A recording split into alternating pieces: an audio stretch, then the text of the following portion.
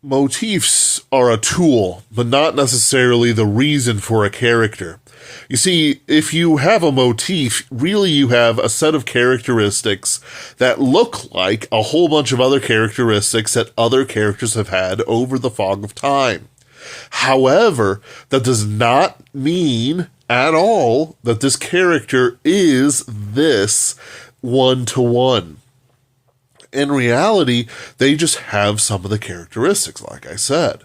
So when you write a character and you want to use, say, the maiden mother crone technique, this idea, this motif, and apply it to these characters, in reality, they have to be characters first, and then you can tweak them into the character that you want, into the motifs that you want. The idea has to be in your head, don't get me wrong. However, the characters have to stand on their own without the motif. The motif actually does not confer any meaning to your characters without the characters also having meaning in and of themselves. For example, if you want to use crones and just say that she's an old woman, well, that's not really the true spirit of the crone. It doesn't make sense. It's just something you're saying, right? It's an informed characteristic with no actual basis of reality. For example, I could say that, I had a great-grandmother and a grandmother. They were both, you might expect them both to be crones, but they were completely different from each other. One was the head of the family, the great-grandmother, and she had, everyone would come to her Christmas feasts, which were amazing.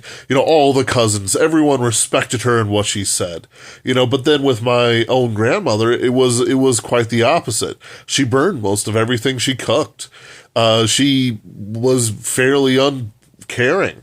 If you asked her for help, she'd check to see if she had a cruise first. She never had wisdom. She'd badmouth people. And a whole bunch of other stories I could tell you. She just wasn't very wise. So different characters, but they still had that crone motif, right? You look at, the grasping woman compared to the woman who gives freely. If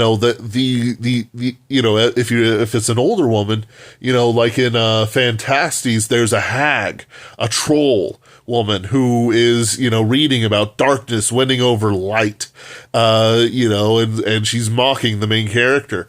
But then there's also like another older woman who nurtures him back to life, is the mother, is more than just, a set of characteristics. She brings him to life.